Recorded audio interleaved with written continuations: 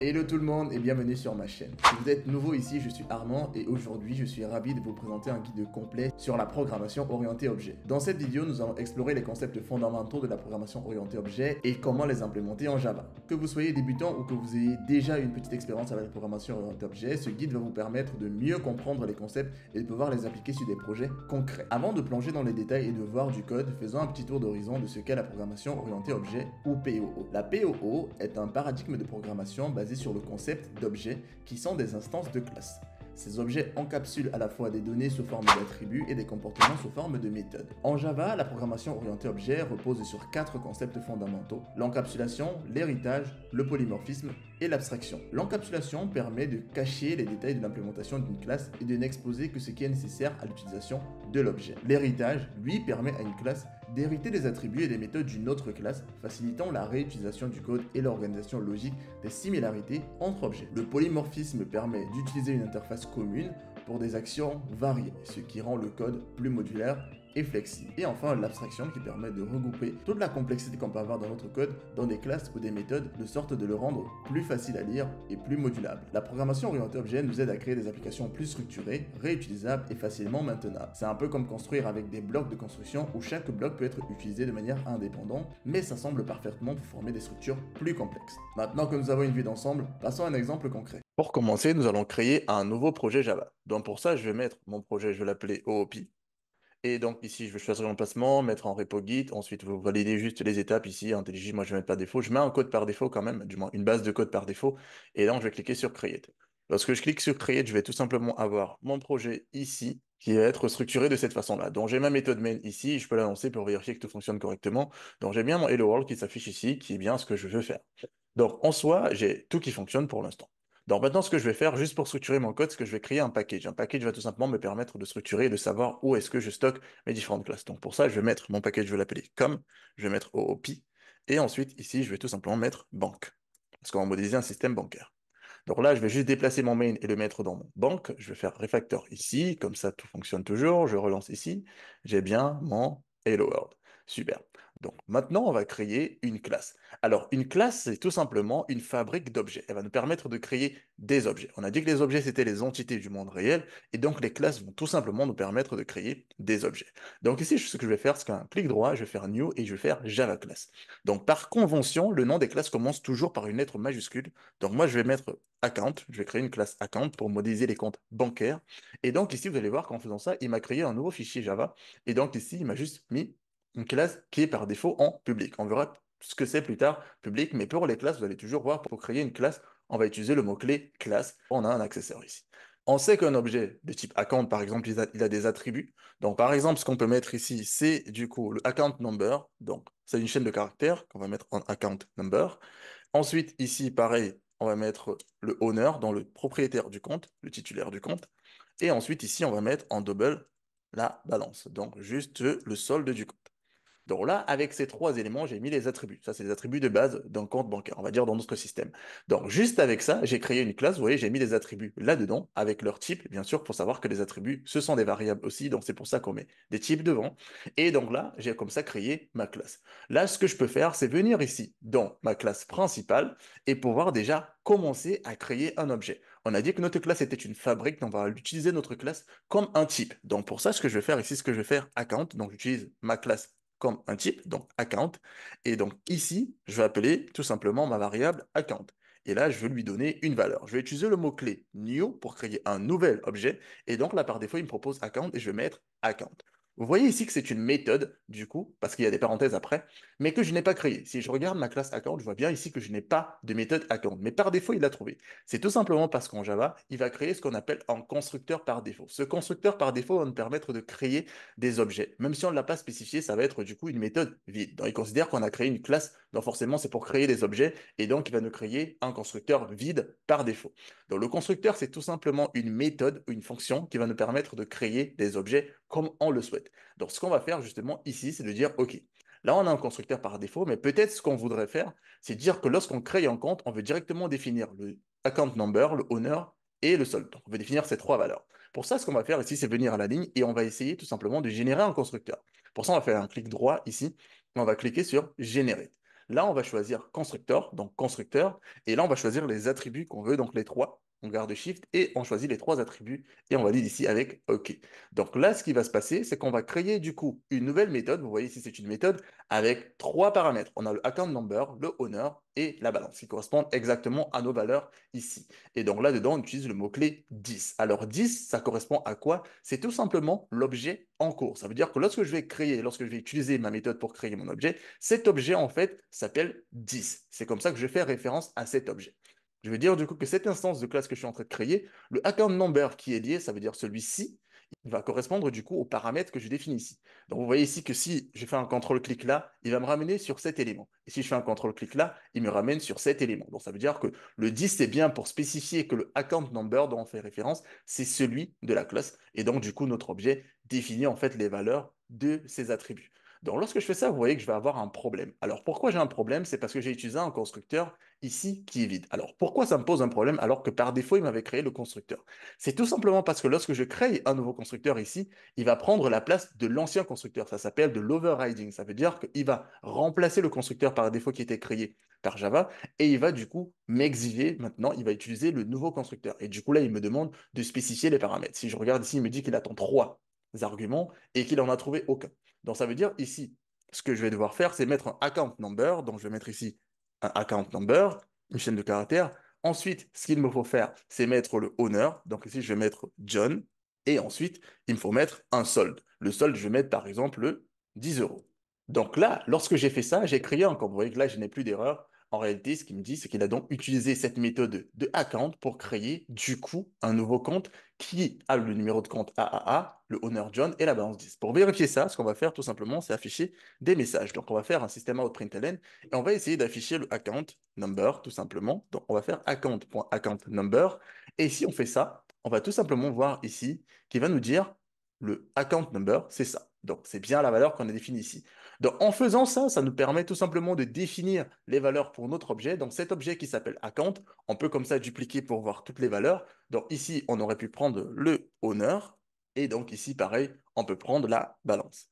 Et si on fait ça, on a exactement le même résultat, donc les valeurs qu'on a spécifiées ici dans notre constructeur. Maintenant, si on revient au constructeur, on va voir ce qu'on appelle de l'overloading. Alors, l'overloading de fonction, c'est quoi? C'est tout simplement redéfinir la même fonction avec moins ou plus de paramètres. Donc, on va prendre un cas très simple. Ça veut dire, admettons ici que sur notre classe account, on ne veut pas définir la balance. On veut dire, par exemple, que lorsqu'on crée un compte par défaut, la balance est à zéro. Donc, ce qu'on va faire tout simplement ici, c'est de créer un nouveau constructeur. Ce nouveau constructeur, on ne va pas utiliser la balance. Donc, pour ça, ce que je vais faire ici, c'est tout simplement venir, pareil, générer. Donc, je vais utiliser le raccourci cette fois-ci. Je vais générer un constructeur. Et là, cette fois-ci, je vais prendre les deux premiers uniquement et je vais faire OK. Donc là, vous voyez que je crée exactement la même méthode qui a le même nom que ma classe. C'est pour ça que c'est le constructeur. C'est une méthode très particulière. Donc là, du coup, je crée uniquement avec les deux paramètres. Et ce que je vais faire ici, c'est que par défaut, dans mon compte bancaire, j'initialise en fait mon solde à 0,0. Donc pour dire en fait que ma balance par défaut, elle est à 0. Ce qui fait en sorte ici que si je reviens et que là, je change la balance et que j'enlève juste ça, j'utilise le deuxième constructeur, donc celui qui a deux paramètres uniquement. Et si je réactualise ici, en relançant mon programme, je vois bien que mon solde par défaut est à 0. Donc là, comme ça, je peux avoir deux constructeurs différents. Donc en faisant de l'overloading, ça veut dire que si je spécifie une balance par défaut, ça veut dire que si la personne a créé son compte avec un montant qu'il a déposé, bah, du coup, je spécifie la balance. Si par contre, il a juste créé son compte et qu'il n'a pas encore viré dessus, par défaut, on a la balance à 0. Maintenant, plutôt que d'afficher à chaque fois les informations sur le compte, ce qu'on peut faire, c'est se dire ici qu'on va créer une méthode qui va s'appeler displayInfo. Une méthode qui va nous permettre du coup d'afficher les informations et de manière plus propre plutôt que de faire des prints. Donc ce qu'on va faire ici, c'est tout simplement créer une méthode ici. On va mettre public, mais on expliquera ce que c'est un peu plus tard. Donc ici, je vais l'appeler void. Void, tout simplement pour dire que ça ne retourne rien. Et donc ici, je vais l'appeler displayInfo. Donc displayInfo va rien prendre en paramètres. Et là, du coup, ce que je vais tout simplement faire, c'est suit ici. Et je vais mettre ici account number. Et ici, je vais mettre le account number. Et là, je vais dupliquer tout simplement à chaque fois pour afficher les trois éléments. Donc ici, je vais mettre le owner. Et ici, à la fin, on se rappelle, c'est juste la balance. Donc ici, balance. Et ici, je remplace à chaque fois par owner et ici par balance. Donc, lorsque je fais ça, maintenant, si je reviens dans mon main, ici, j'ai plus besoin de faire le système out_println. Ce que j'ai juste à faire, c'est account, appeler la méthode ici, .displayInfo. Et ici, je vais avoir exactement un affichage qui est un peu plus propre. Donc, vous voyez ici, à chaque fois, j'ai donc le account number, j'ai le owner et j'ai la balance telle que j'ai formaté ici dedans. Pour résumer, une classe, ça va être une fabrique d'objets. Donc, vous voyez ici, on définit notre fabrique, on définit les méthodes qu'on veut à l'intérieur. Et un objet, c'est tout simplement une instance de la classe. Ça veut dire que notre objet ici, dans le cas courant, c'est account. Alors que notre classe, c'est grand A account. Donc, voilà la différence entre une classe et un objet. Maintenant, nous allons explorer l'encapsulation, l'un des principes fondamentaux de la programmation orientée objet. Alors, l'encapsulation, tout simplement, c'est quoi? Ça va nous permettre du coup de protéger nos attributs et de faire en sorte qu'ils ne soient accessibles que dans notre classe. C'est tout simplement pour éviter les modifications subies dans notre code ou les transformations. Donc, jusque-là, on n'a pas mis d'accesseur et maintenant, on va voir ce que c'est. Alors, vous voyez ici, quand je crée ma classe, j'ai le mot-clé public. Quand je crée également le constructeur, j'ai le mot-clé public. Et tout à l'heure aussi, quand j'ai créé la méthode displayInfo, j'ai utilisé public. Alors, c'est ce qu'on appelle des accesseurs. Donc, ces accesseurs permettent de dire en réalité comment est-ce qu'on peut accéder à un autre élément. Donc, le public, c'est tout simplement, il veut dire qu'on peut y accéder de partout, ce qui est normal pour une classe. Lorsqu'on crée une classe, c'est justement pour l'utiliser un peu partout. Pareil pour un constructeur. Le constructeur, on doit pouvoir l'utiliser partout dans notre programme. Et donc, on va avoir d'autres mots-clés spécifiques justement pour les attributs. Alors, l'encapsulation va nous permettre de protéger justement ces attributs. Et pour faire ça, on va utiliser le mot-clé private pour dire maintenant que tous les attributs pour protéger nos attributs et dire qu'ils ne seront accessibles que dans notre classe. Lorsque j'ai mis private ici, vous voyez qu'il n'y a pas grand-chose qui compte, il y a pas grand-chose qui change. Je peux toujours accéder à tous mes éléments directement. Donc là, quand je fais account number, si je fais CTRL-clic, il me ramène directement sur cette valeur qui est mon attribut. Et donc, je suis dans ma classe, donc je peux y accéder. Par contre, si je reviens ici, comme on faisait tout à l'heure, et si je fais suit et que j'essaye de faire cette fois-ci account.owner, comme tout à l'heure, vous voyez que je n'ai plus accès à mon owner. Pourquoi? Tout simplement parce que cet attribut est privé. Donc, je ne peux plus y accéder directement. C'est comme ça qu'on va protéger du coup nos attributs. Et pour pouvoir quand même accéder, ça veut dire que là, pour pouvoir accéder à notre account number ou à notre owner, parce que par exemple, on veut pouvoir l'afficher uniquement lui et pas avoir à utiliser display info, il nous faut pouvoir définir ce qu'on appelle un getter. Un getter qui va nous permettre de récupérer la valeur de account number, owner ou balance. Donc pour ça, on va générer ce qu'on appelle des getters. Les getters vont nous permettre de récupérer ces valeurs parce que parfois, on peut juste avoir envie d'afficher uniquement ces valeurs ou bien d'utiliser uniquement ces valeurs si on veut faire des calculs, par exemple, sur la balance. Donc, on va utiliser ce qu'on appelle un getter. On va également avoir un setter, le setter qui va nous permettre de modifier les valeurs. Ça veut dire, par exemple, que si on fait un dépôt sur notre compte, pour pouvoir changer la valeur, il nous faut utiliser ce qu'on appelle un setter. On ne pourra pas changer directement parce qu'on a protégé notre attribut justement pour éviter de le modifier directement. Donc ici, ce que je vais faire, c'est qu'après, ici, je vais tout simplement faire mon raccourci pour générer à chaque fois, ou clic droit générer. Et là, je vais choisir getter and setter. Et là, je vais choisir ici tous mes attributs. Lorsque je choisis tous les attributs, je vais juste valider avec OK. Et vous allez voir ici, il va me créer des méthodes publiques. De cette façon, je pourrais accéder, puisqu'elles sont publiques, à toutes les informations qu'il va y avoir dans mon account. Donc, ça veut dire ici, si je veux faire un suit, par exemple, et que je veux le owner, je peux faire un account ici, et je peux faire du coup un get. Et là, vous voyez que je peux récupérer toutes les informations, la balance, le owner, et du coup, le account number. Donc, l'encapsulation va nous permettre tout simplement de protéger ces informations. Comme ça, on est sûr qu'on ne pourra pas les modifier à part en utilisant des setters et des getters. On pourra les manipuler que dans notre classe. Et donc, c'est à ça que ça consiste l'encapsulation. Là, nous avons vu uniquement les mots-clés public et private, mais il faut savoir qu'il y a un troisième type d'accesseur qui va être le protected. Le protected, on va le voir un peu plus tard. Maintenant, nous allons parler d'un autre pilier de la programmation orientée objet qui est cette fois-ci l'héritage. Alors, l'héritage, c'est quoi? Ça va tout simplement nous permettre de réutiliser le code que nous avons déjà écrit pour ne pas avoir de la duplication. Alors, je vais donner un cas très simple pour permettre de se rendre compte de l'efficacité de l'héritage. Alors, imaginons que dans notre système bancaire ici, on veut avoir différents types. On sait qu'on peut avoir différents types de comptes bancaires. Ça veut dire qu'on peut avoir un compte courant ou un compte épargne.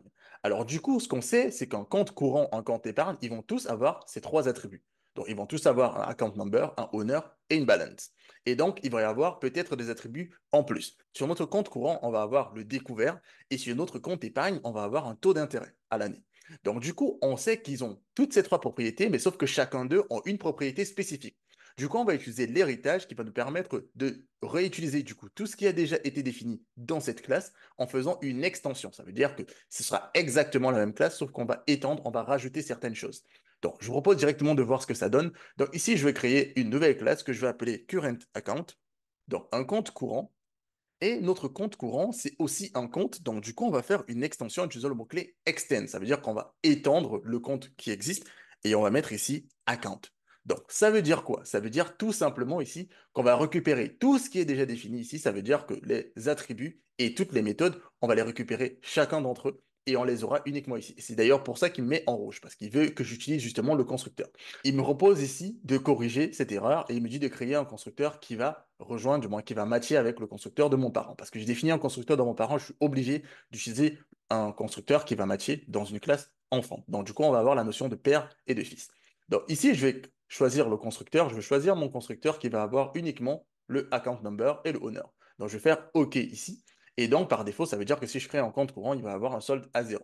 Donc, vous voyez ici qu'il a utilisé le mot-clé super. Ça va faire tout simplement référence au constructeur de ma classe account, c'est-à-dire celui-ci, simplement.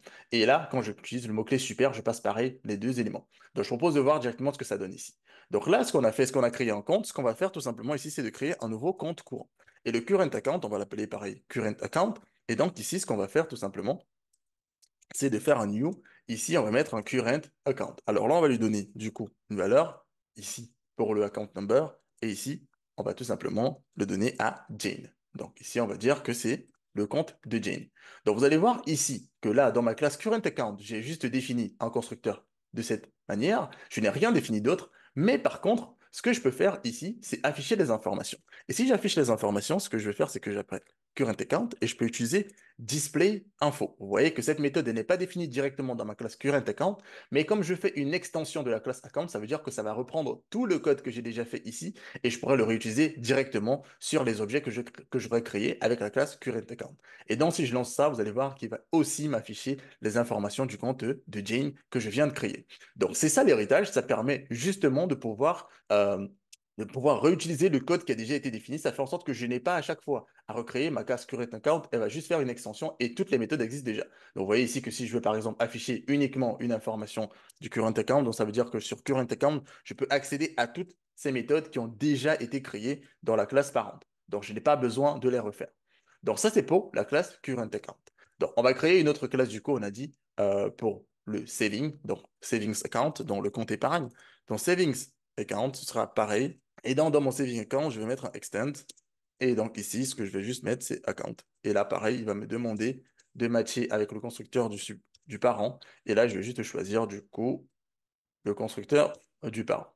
Et donc ici, on se rappelle qu'on a dit que le current account et le saving account, ils ont des attributs spécifiques. Parce que justement, ça ne sert pas à grand-chose de faire juste un constructeur. Ça veut dire s'ils n'ont aucun attribut, on ne va pas utiliser l'héritage. On va juste utiliser, on va dire que c'est un compte normal parce qu'il n'y a rien de spécifique. Donc là, vu qu'ils ont eux aussi des éléments spécifiques, ça veut dire que par exemple, pour le savings account, on va avoir un taux d'intérêt qui va être en double. Donc je vais le mettre en privé. On se rappelle les attributs en privé. Et donc ici, je vais le mettre en double et je vais l'appeler interest rate, donc le taux d'intérêt.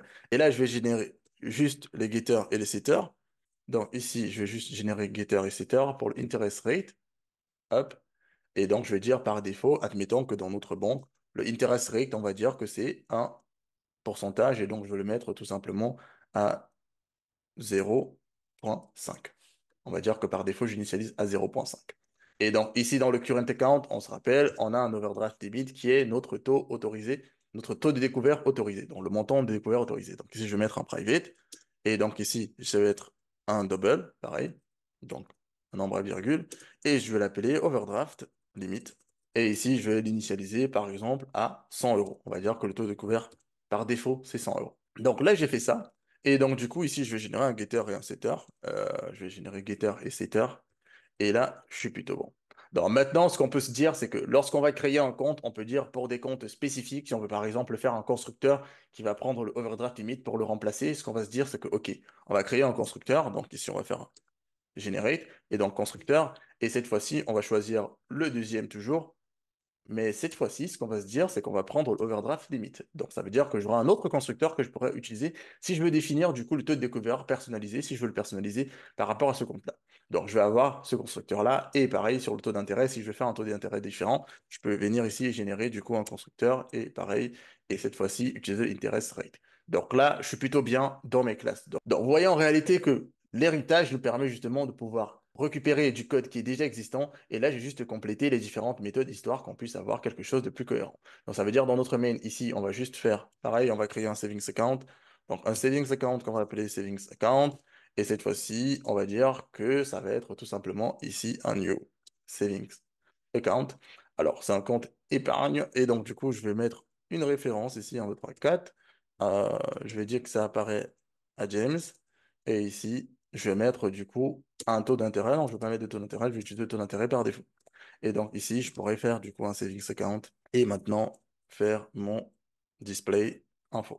Et si je relance ça, je vais avoir mes trois comptes qui vont être ici affichés correctement avec les informations. Maintenant, lorsque j'affiche mes éléments ici, je me rends bien compte qu'il y a des éléments particuliers. Par exemple, pour le current account, on va avoir le overdraft limit, on va avoir le savings account, on va avoir du coup le taux d'intérêt qu'on n'affiche pas. Ça veut dire que dans le display info, en fait, on affiche juste les informations de account, mais on n'affiche pas les informations spécifiques. Donc, ce que je peux faire, c'est que dans savings account et current account, je peux redéfinir la méthode qui est déjà. On va faire de l'overriding. Vous vous rappelez tout à l'heure, comme on a fait pour le constructeur au début. On va faire de l'overriding pour justement dire, OK, là maintenant, ce qu'on veut faire, c'est qu'on veut afficher quelque chose en plus. Donc pour ça, ce que je vais faire ici, c'est que je vais tout simplement utiliser la notation override. Donc je mets un arrobase et je fais override. Et ici, je vais juste récupérer la signature de ma méthode ici qui existe, donc qui s'appelle display info. Donc il faut que ce soit exactement pareil. Donc du coup là, je vais tout simplement revenir ici dans mon current account. Je vais mettre exactement pareil. Et donc ce que je vais faire, c'est qu'à l'intérieur, je vais commencer par appeler la méthode display info de mon parent. Donc ça veut dire que là, je vais réafficher les trois éléments. Mais sauf qu'en plus, moi, j'ai envie d'ajouter, par exemple, le dernier élément qui va être du coup le overdraft limit. Donc pour ça, ce que je vais faire ici, c'est tout simplement mettre overdraft limit. Comme ça, je l'affiche en plus. Et ici, je peux tout simplement afficher ici mon overdraft limit. Et je vais faire pareil du coup sur ma classe de savings. Donc c'est venir ici dans le display info. Je vais juste le redéfinir. Et ici, ce que je vais tout simplement mettre ici, c'est le interest rate. Et ici, je vais tout simplement mettre ici chaîne interest rate. Et donc, si je fais ça, vous allez voir ici que maintenant, dans le display info, à chaque fois, que ce soit un compte, si c'est un compte normal, je vais avoir toutes les infos. Si c'est le compte courant, je vais avoir mon overdraft limit. Et du coup, si c'est un compte épargne, je vais avoir le taux d'intérêt. Donc là, j'ai comme ça redéfini en soi les méthodes. Donc ça veut dire que lorsqu'on fait de l'héritage, on a la possibilité de redéfinir des méthodes. Ça veut dire que toutes celles, vu qu'on parle d'extension, on a vraiment la capacité de redéfinir toutes les méthodes qui ont déjà été définies si on veut les formater spécialement ou si on veut les customiser par rapport à la nouvelle classe. Donc c'est ça qui est aussi important dans l'héritage. On ne fait pas que récupérer tout le code qui existe déjà, on peut le changer et l'adapter par rapport à ce qu'on voudrait faire. Maintenant, il faut bien faire la différence entre de l'overriding de méthode et de l'overloading. Alors, l'overloading de méthode, c'est ce qu'on fait sur les constructeurs. Ça veut dire que là, on a un constructeur, c'est une méthode qui prend deux paramètres. Lorsqu'on va définir plus de paramètres ou moins de paramètres, c'est ce qu'on appelle de l'overloading. Normalement, c'est plus parce qu'on dit over. Donc, overloading, c'est rajouter plus de paramètres par rapport à notre méthode qui existe déjà. Vous voyez, c'est le même nom, exactement le même nom, et il n'y a pas de problème parce que c'est pas la même signature. La signature, c'est tout simplement ce qui va de là jusqu'à là. Donc, c'est ça la signature de ma méthode. Ça veut dire que ma méthode, je définis qu'elle est en public et je définis tout ça. Donc, ça, c'est la signature de ma méthode. Et donc, en gros, ici, quand je fais de l'overloading, je rajoute un élément en plus qui fait en sorte que ça définisse.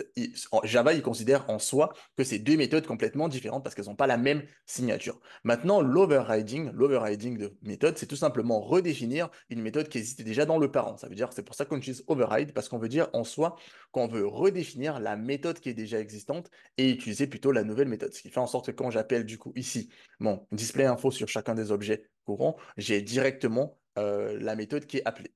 Donc, il faut vraiment faire cette différence entre ces deux méthodes, l'overloading et l'overriding. Maintenant, nous allons parler du polymorphisme, un autre pilier de la programmation orientée objet qui stipule que des méthodes peuvent avoir plusieurs formes. Et je vous propose de voir un exemple directement sur notre système qu'on est en train de modéliser. Alors ici, jusqu'à l'heure actuelle, ce qu'on a fait, c'est juste pouvoir créer des objets et ensuite pouvoir afficher ces informations. Sauf que sur les comptes bancaires, on peut faire des opérations. Donc, on a des méthodes un peu spécifiques, comme par exemple le dépôt d'un montant ou le retrait d'un autre montant. Donc, du coup, ce qu'on peut faire ici, c'est revenir sur notre classe account, qui est la classe parente, et se dire qu'on va faire un dépôt et un retrait. Donc, je vais venir le faire ici tout en bas. Donc, ici, ce que je vais faire, c'est mettre une méthode publique, du coup, que je vais mettre en void, qui va rien retourner, pour un deposit, d'accord, qui va prendre, du coup, un double, qui va être un montant. Donc, on va avoir un montant là-dedans. Et donc, ici, on va avoir exactement la même chose pour le withdrawal. Donc, pour notre withdrawal, pour notre retrait, ce qu'on va tout simplement se dire ici, c'est mettre ici withdrawal, alors que j'écrive correctement, on va mettre ici withdraw. Donc là, on a créé le deposit et le withdraw. Donc pour faire un dépôt, c'est très simple, on va juste rajouter le montant sur notre balance. Donc ici, on va prendre balance tout simplement et on va faire ici plus égal, on va mettre le amount. Donc on va rajouter sur la balance. Par contre, pour le withdraw, ça peut avoir plusieurs formes. Ça veut dire justement ici que dans le savings account, dans le current, ça va pas être pareil. Dans le current account, on a ce qu'on appelle un découvert autorisé. Donc, on peut retirer un peu plus que ce qu'on a sur notre compte parce qu'on a un découvert autorisé. Alors que dans le savings, ce sera pas forcément le cas. Le savings, ce sera, on va vérifier si le montant qu'on veut retirer est inférieur au solde sur notre compte. Bah, du coup, là, on peut faire l'opération. Et c'est pareil pour tous les autres comptes. Donc, ce qu'on va dire ici, c'est que si notre montant est bien inférieur, donc on va mettre strictement inférieur juste à la balance. Donc, si c'est strictement inférieur à la balance, bah, du coup, je peux faire l'opération. Donc, ce que je vais faire, c'est que je vais mettre balance, et ici, je vais mettre moins égal. Alors, un peu d'espace quand même pour la clarté. Et ici, je vais mettre le amount. D'accord? Et par contre, ce que je vais dire ici, c'est que si c'est pas vrai, donc je mets un else. Et dans le cas du else, du coup, ce que je vais faire, c'est que je vais afficher un message d'erreur. Et je vais mettre système error plutôt. Et je vais mettre println, et je vais mettre un message tout simplement. Je vais mettre un message, je vais mettre ici insufficient balance. Un message. De cette façon, lorsque je vois le message insufficient balance, je comprends que l'opération n'a pas pu se faire, tout simplement. Donc là, j'ai cette forme-ci qui est par défaut dans le account. Donc maintenant, sur le compte courant et le compte épargne, ce ne sera pas la même chose. Ça veut dire que ce sera des implémentations différentes. Parce que du coup, par exemple, sur le savings account, il faut utiliser le taux d'intérêt. Et sur le compte courant, il nous faut utiliser le découvert autorisé. Donc pour ça, on va commencer par le compte courant. Donc ce qu'on va faire ici, c'est tout simplement mettre un override. Donc on va redéfinir la méthode ici. Et donc ici, c'est un public void, on se rappelle, et donc ici, ça s'appelle withdraw, d'accord? Et ça prend un double amount. Là, vous voyez qu'il a reconnu directement la méthode et elle est en bleu. Là, maintenant, ce qu'on doit faire, c'est que sur notre compte courant, il nous faut vérifier, du coup, que le montant qu'on veut retirer est inférieur à la balance actuelle plus le taux de découvert autorisé. Donc, pour ça, ce qu'on va faire, c'est qu'on va faire un if ici, et donc on va vérifier que notre amount, le amount, est inférieur. Si c'est inférieur, du coup, à notre balance, donc ce qu'on va faire, c'est ici get balance pour récupérer la balance. Et ici, on va dire plus le overdraft limit, simplement. Donc, si c'est inférieur à ça, on peut effectuer l'opération. Une fois qu'on a vérifié ça, on peut effectuer le retrait. Donc, pour ça, ce qu'on va tout simplement faire, c'est ici, on va setter la balance. Donc, on va utiliser set balance. Et le montant qu'on va mettre dedans, c'est tout simplement ici. On va dire ici notre get balance moins tout simplement le amount. Donc là, on sait que ça va fonctionner. Donc, on va setter notre balance ici, on appelle get balance et on va retirer tout simplement le montant dessus. Et par contre, si c'est pas correct, donc ce qu'on va faire ici, c'est tout simplement faire un message d'erreur. Ici, on va reprendre le même qui est défini dans notre account et donc on va juste afficher insufficient. On va mettre ici insufficient funds, ça va faire plus sens. Donc insufficient funds, qu'on va appeler ici sur notre current account, donc ici insufficient found. Pareil, on va faire la même chose, ça veut dire qu'on va redéfinir la méthode withdraw dans le savings account. Cette fois-ci, on va vérifier autre chose. Donc, je vais par exemple copier ça et je vais juste le réadapter dans ma méthode savings account. Donc, du coup, ici, ce que je vais faire, c'est tout simplement vérifier du coup que c'est get balance multiplié. On va considérer qu'on prend le taux d'intérêt, hein. Donc, du coup, on va prendre le taux d'intérêt dans le interest rate ici. Et si c'est le cas, bah pareil, on va faire set balance, on va récupérer, on va prendre la valeur de get balance dans la balance actuelle et on va faire moins amount. Et si c'est pas correct, on va tout simplement mettre ici, comme ça.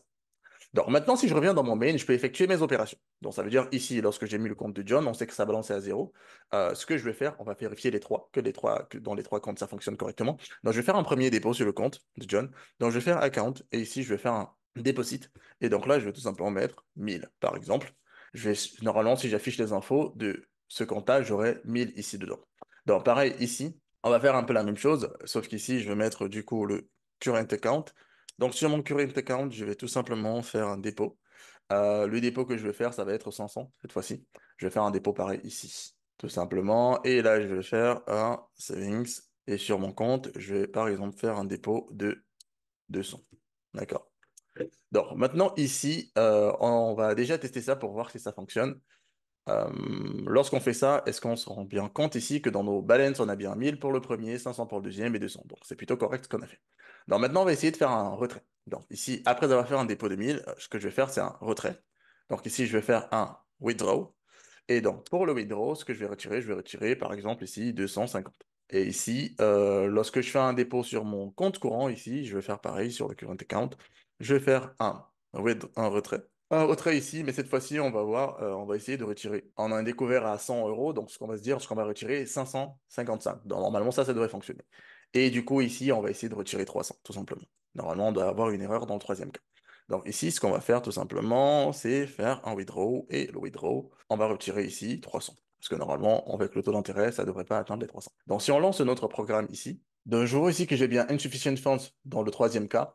Ici, je vois bien que lorsque j'ai retiré, ben, mon solde est à moins 55. Donc, il faut savoir qu'ici, donc j'avais par défaut 500. Donc, là, je retire 555. Ben, effectivement, mon solde est négatif. Je suis à moins 55. Si je remonte ici, je vois bien que j'ai retiré 750 et ça a l'air de fonctionner. Donc, le polymorphisme permet de redéfinir la méthode. Comme vous avez vu ici, le withdraw, on l'a défini de manière différente dans les deux cas. Maintenant, nous allons aborder le quatrième et dernier principe de la programmation orientée objet, qui est l'abstraction. L'abstraction consiste tout simplement à prendre toute la complexité qu'on va y avoir dans notre programme et parfois la mettre dans une classe qu'on a définie comme une classe abstraite. On va voir exactement ce que ça donne sur un cas précis. Ça veut dire que sur notre programme ici, on a la classe account. Alors, si on regarde bien, on va se rendre compte que finalement, notre classe account, on n'en a pas tant besoin de ça. On n'a pas tant besoin d'elle. Parce que finalement, on peut avoir deux types de comptes, le compte courant ou le compte épargne. On ne va pas garder la classe account pour pas faire grand-chose. Donc, du coup, ce qu'on va se dire, c'est que par exemple, notre classe qui va être account, on va la mettre en abstrait. Ça veut dire en soi que tous les éléments qui sont importants sur un compte bancaire, donc par exemple, tous ces attributs-là, dont le account number, le owner, le balance, et toutes les méthodes comme display info, celles qu'on a écrites, ou alors le deposit et le withdraw, on va les mettre dans une classe, du moins, qui va être une classe abstraite qu'on ne va pas utiliser. Parce que finalement, notre classe account ne va pas nous servir à grand-chose. Parce que lorsqu'on ouvre un compte, c'est soit un compte courant, soit un compte épargne.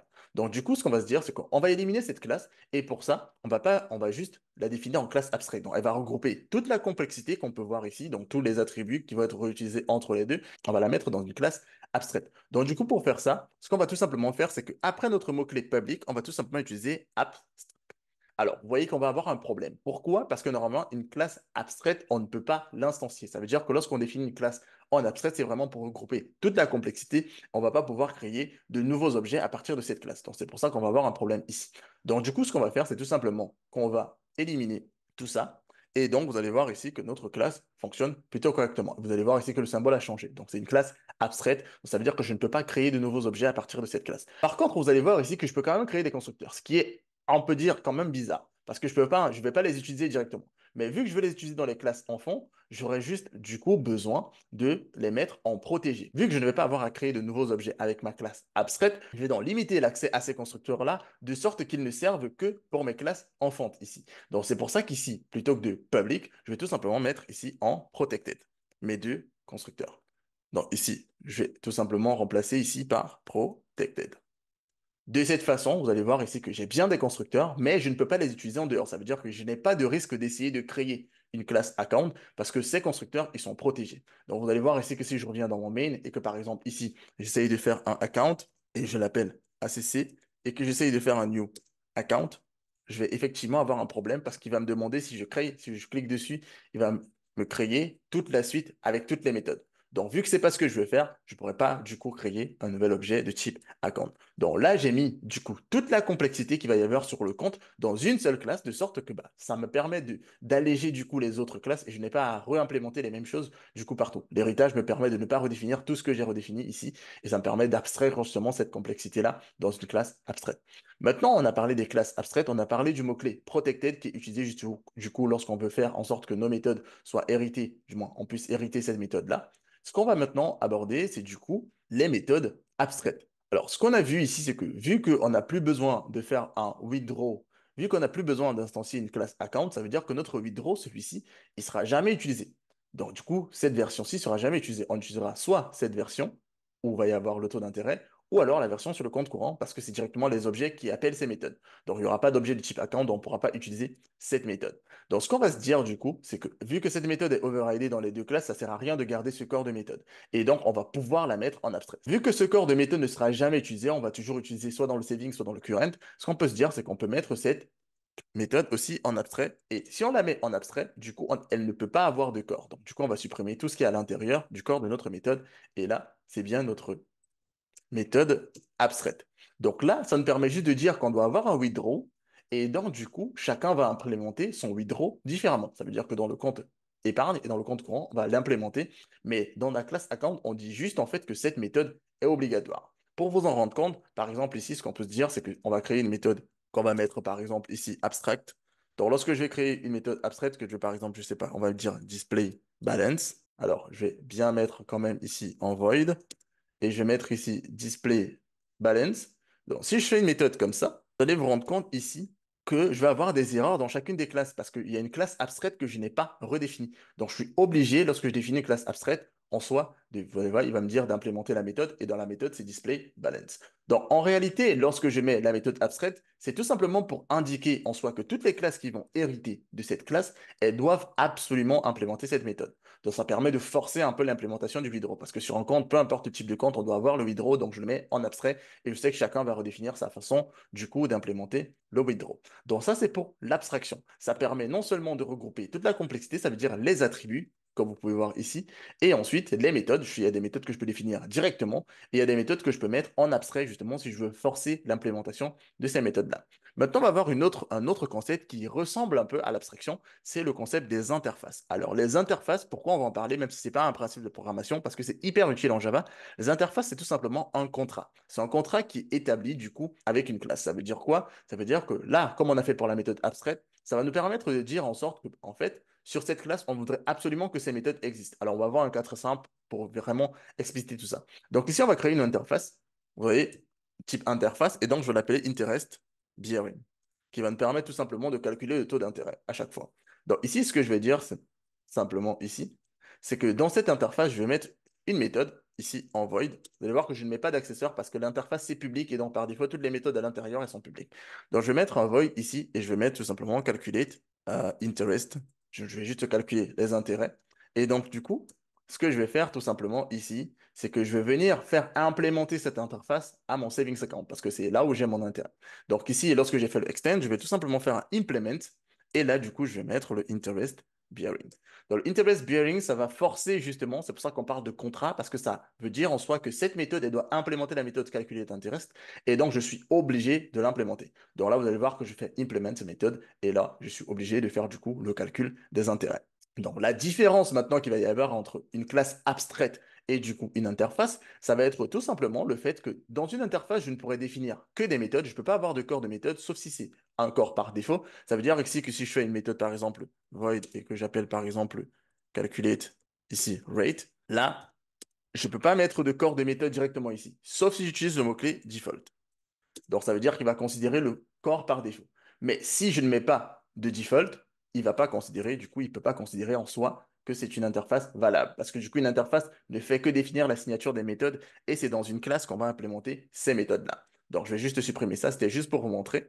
Et une autre chose aussi, c'est que dans une classe abstraite, on peut mettre des attributs, ce qui n'est pas le cas dans une interface. Dans une interface, on ne peut pas mettre, par exemple, les strings et mettre ici un rate. On ne peut pas faire ça parce que du coup, c'est une interface. Donc, si j'ai des attributs, à abstraire, ça veut dire que si j'ai besoin d'abstraire un certain nombre de comportements ou un certain nombre de méthodes dans une classe parente, je vais utiliser une classe abstraite. Par contre, si c'est juste des méthodes que je veux implémenter, ça veut dire par exemple comme pour l'interest bearing et que je veux calculer le taux d'intérêt, après par exemple un nombre d'années, si je veux par exemple faire ça, je suis obligé du coup de définir toutes mes méthodes dans une interface et ensuite faire implémenter cette interface à une classe qui va obliger du coup la classe à implémenter toutes ces méthodes, définir le corps de ces méthodes. Donc ça, c'est la principale différence qu'il va y avoir entre une classe abstraite et une interface. Dans cette vidéo, nous avons abordé les concepts clés de la programmation orientée objet, en commençant par les classes et les objets, l'encapsulation, l'héritage, le polymorphisme, l'abstraction et nous avons un peu parlé des interfaces. J'espère que vous avez trouvé cette vidéo utile. N'oubliez pas que la pratique est essentielle pour maîtriser les concepts de programmation orientée objet. Donc, assurez-vous de réaliser quelques exercices supplémentaires